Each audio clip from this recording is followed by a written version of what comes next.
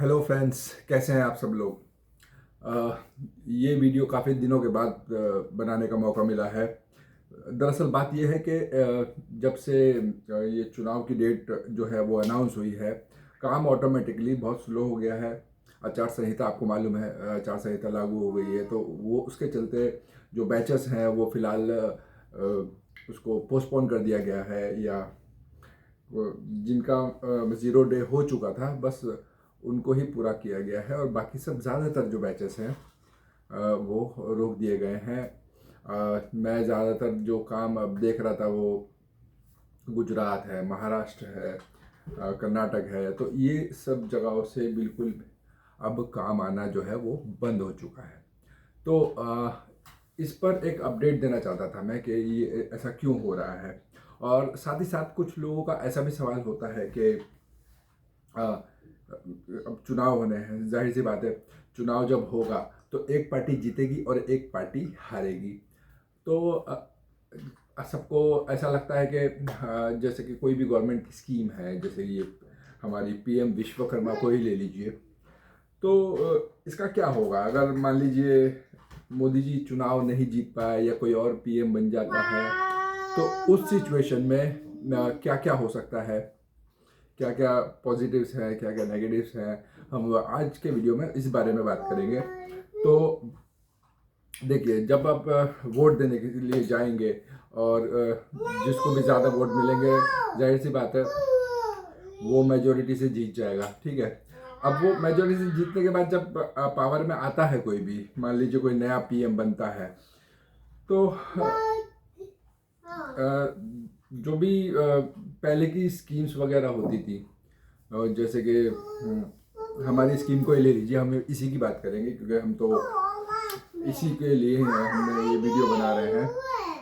तो जैसे कि बाकी चीज़ें होती हैं, स्कीम को छोड़ दीजिए, अभी किसी ने मान लीजिए कोई पार्क बनवाया है, किसी ने कोई मेट्रो अनाउंस की है कि भाई फला जगह से फला जगह तक एक मेट्रो की लाइन बिछाई जाएगी।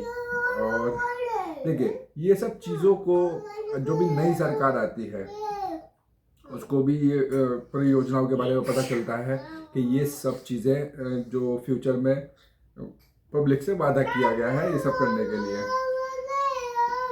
जो भी पिछली सरकार थी वो अब वो पावर में नहीं है, तो जिम्मेदारी उस नई सरकार की बनती है कि उन प्रोजेक्ट्स को आगे लेकर के चले। मतलब उससे बुरा नहीं तो मतलब सॉरी, उससे बेहतर ही करने की कोशिश करती है जो भी नई सरकार आती है। तो मैं ये कहना चाहता हूँ कि जो भी स्कीम्स हैं सब ऐसे की ऐसे ही चलती रहेगी, आप बिल्कुल भी टेंशन मत लीजिए, ठीक है। और इस स्कीम को और ज़्यादा बेहतर ही करेगी कोई, अगर इनकेस अगर कोई नई सरकार आती है तो भी ये स्कीम बिल्कुल वैसे की वैसे ही चलती रहेगी जैसे अब तक चलती आ रही है। ओके बेटा, हाँ, तो हाँ हाँ, 2 मिनट रुक जाओ, अभी करते हैं। तो आप सब एकदम निश्चिंत हो जाइए। लोगों के अलग अलग कमेंट्स आते हैं कि मेरा ये काम नहीं हुआ, मेरा पैसा नहीं आया, या मुझे ट्रेनिंग के लिए कॉल नहीं आया। तो बिल्कुल निश्चिंत हो जाइए। देखिए, ये 1.5 से 2 महीने का टाइम जो है वो चुनाव का टाइम है, वो चुनाव को कंप्लीट होने दीजिए, रिजल्ट आने दीजिए, सब वापस से स्ट्रीमलाइन हो जाएगा, अपनी अपनी जगहों पर आ जाएगा।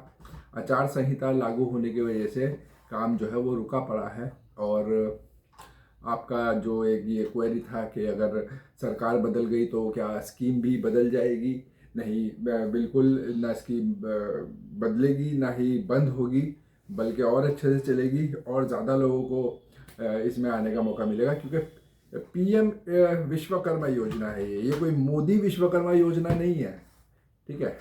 ये पीएम विश्वकर्मा है। पीएम कोई भी हो, पीएम के अंडर में जो कुछ भी आता है वो वैसे का वैसे ही रहेगा।